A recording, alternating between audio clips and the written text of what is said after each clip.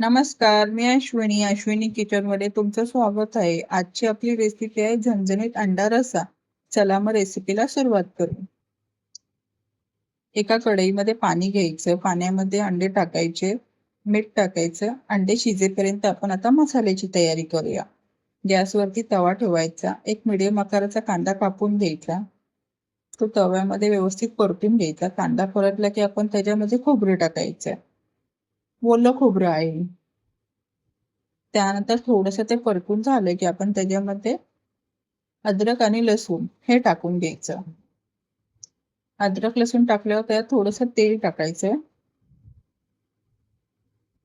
तेलामध्ये सर्व काही छान परतून घ्यायचं.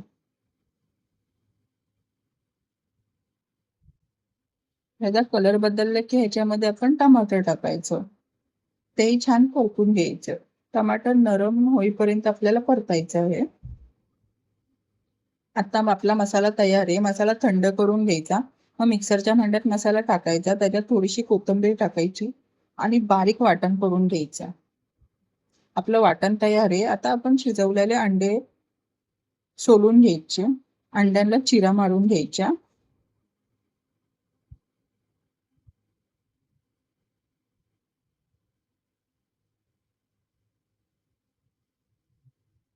अंड्याला आपल्या चिरा मारून झाल्या की आपण गॅसवरती कढई ठेवायची. कढईमध्ये आपल्याला तेल टाकायचं आहे. तेल हलकंसं गरम झालं की त्यात अर्धा चमच जिरा टाकायचा, काळी मिरी टाकायची, दालचिनी टाकायची. सर्व काही थोडंसं हलकंसं गरम झालं की कढीपत्ता टाकायचा. कढीपत्ताही गरम झाला की त्याच्यामध्ये आपण केलेलं वाटण टाकायचं. सगळं वाटण तेलामध्ये छान प्रकारे परतून घ्यायचं, तेल सुटेपर्यंत, आणि सारखं मिक्स करत राहायचं.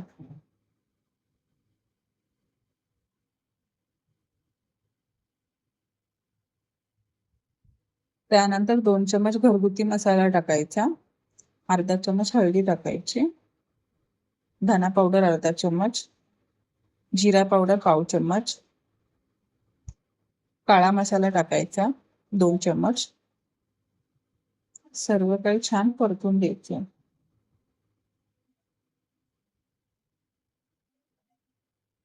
त्यानंतर आपण मीठ टाकायचं. मीठ टाकल्यावर आपण मिक्स करून घ्यायचं. तेल सुटले पहा. आपल्या वाटणाला छान प्रकारे तेल सुटलेलं आहे. आता आपण त्याच्यात थोडासा गरम मसाला टाकायचा. सर्व काही परत एकदा मिक्स करून घ्यायचं. अंडे टाकायचे आपण त्याच्यामध्ये, मिक्स करून घ्यायचं.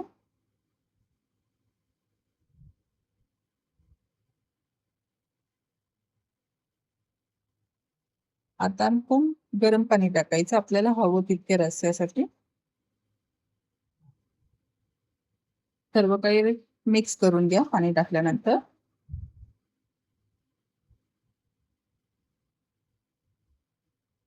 छान उकळी आल्यानंतर आपण त्याच्यामध्ये एकदा परत हलवून घ्यायचं. पाहू शकता आपली झणझणीत रस्सा तयार आहे. अशाच रेसिपीसाठी आपल्या चॅनलला नक्की फॉलो करा.